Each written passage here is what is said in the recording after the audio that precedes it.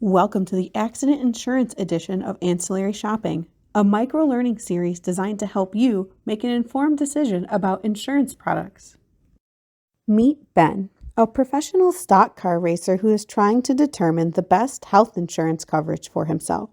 Because he is self-employed and in general good health, he goes on the marketplace and chooses a plan with an $8,000 out-of-pocket max and small network to keep his premium low. However, he is also aware that his career makes him more susceptible to injury or accidents and does not want his winnings drained due to one mishap. Even knowing this, he can't just get himself to fork over the cash for those more benefit-rich plans in case he never ends up using those benefits. He knows there has to be a better solution.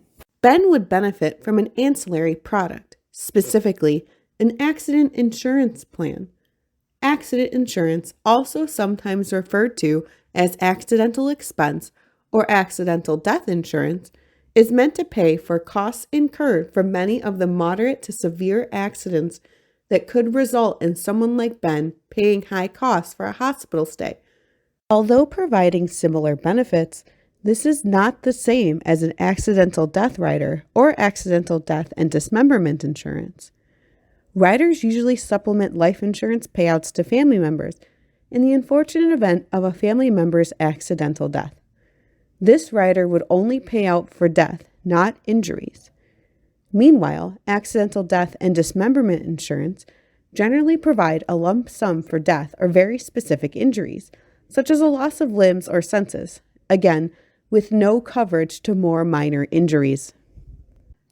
For Ben, that would mean he will have to pay out of pocket until he reaches his $8,000 out-of-pocket max before he would receive any cost-sharing benefits from his carrier. Let's explore together if accident insurance is the right choice for Ben. Nearly everyone is eligible for an accident policy, no matter whether they have employer-sponsored coverage, an individual plan, or any form of Medicare. However, each carrier and plan will have their own rules and regulations for issue ages and underwriting. Like most insurance products, accident insurance does require a monthly premium, but this premium is usually quite low in comparison to primary medical insurance.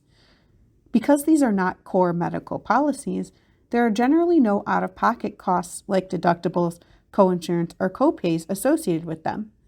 Instead, these policies are designed to either reimburse or directly pay for accident-related expenses. So in Ben's case, while he will still see a slight increase in his monthly premium with his coverage, he will end up saving money in the unfortunate circumstance that he files a claim on his plan. Ben decides to shop around for a bit for accident plans and concludes that there are a few different factors to consider: what types of accidents he wishes to have covered, the amount of money he wishes to receive after his accident, and if he wants to extend his coverage to his family. He also needs to decide whether his plan will have a scheduled benefit, which will pay out a fixed amount per injury, or a benefit bank, which will give the policyholder an amount available each year to draw from with proof of claim when the accident happens. All carriers and plans are different, so he makes sure to take a look at all the different options out there to make sure the plan he chooses fits his needs. Ben thought his plan would be a free pass to cover all tomfoolery, but he is disappointed to find that there are some limitations on exactly what constitutes an accident. He learns that in some states, including his own of Michigan, he cannot use his accident insurance to cover his time on the track because risky behaviors like racing or skydiving are excluded from coverage. He also cannot use this coverage for illness or infection. However, he does still think this coverage is a great idea for any injuries he might incur while he is off the track. Ben knows that his job is very physical, so any time spent injured is time spent not racing, and therefore not bringing in any winnings. He notices as well that just like some other ancillary products, there are no network restrictions on accident insurance, which is attractive for Ben since he travels for work. The last benefit Ben is made aware of is the accidental death coverage.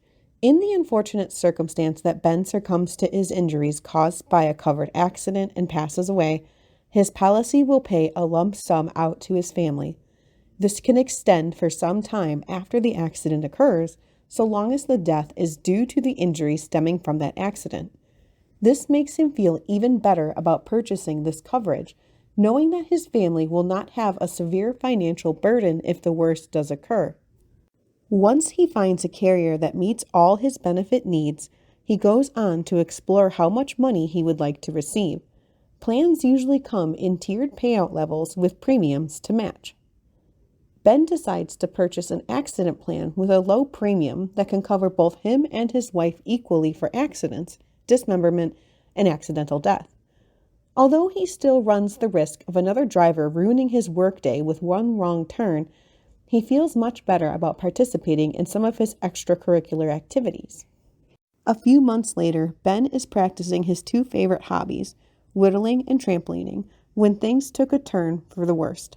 He fell into a hole with his whittling knife still in his hand. Ben is rushed to the hospital and admitted to the ER. He was luckily at home at the time of his accident, but some plans would have paid to transport his wife to the hospital so he could have the comfort of loved ones while he was treated in the hospital.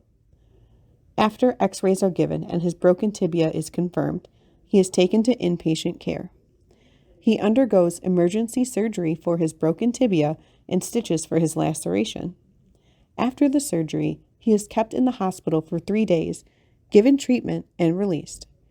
Afterwards, he is sent to physical therapy to strengthen his legs. Ben is eager to hit the road again, but he also wonders what will happen with his coverage. How will his new accident insurance plan help him? Before Ben looks at the price of the services he received, he must know his deductible. Before Ben can start getting help with his bills from the insurance company, Ben must pay $8,000 out of his own pocket before his core medical plan will start helping him with the costs.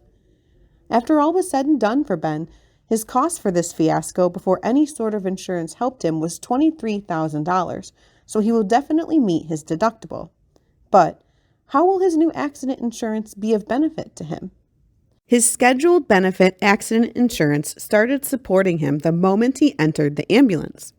It grants him $400 for ground transport to the ER. Once he makes it to the hospital, he gets paid another $250 for entering the ER. Then, needing x-rays gives Ben another $100. His closed fracture grants him $3,000, his laceration adds another $200, and his 3-day inpatient hospital stay adds another $1,200. Ben starts physical therapy immediately after his stay in the hospital, which gives him $50 per visit up to 10 visits. All of these services together add up to a grand total of $4,650. Subtracting that from his out-of-pocket max, he is left with $3,350 in out-of-pocket costs towards his injuries instead of the $8,000 his out-of-pocket max would require of him. So while it does not bring his grand total quite up to the max, he now has a considerable sum of money to either apply to his out-of-pocket max if he wishes, or any sort of expenses he wishes to use them towards. Ben's coverage resets itself per accident, so while Ben's doctors recommend that he lays low and recovers for a while, if he chooses not to, he is still covered. While time spent in a hospital can be a nerve-wracking experience, clients can take steps to prevent some of the stress associated with a medical emergency with an accident insurance plan, even when their primary insurance leaves them wanting more coverage. Questions regarding ancillary insurance can be directed to our licensed insurance agents. Thank you for watching.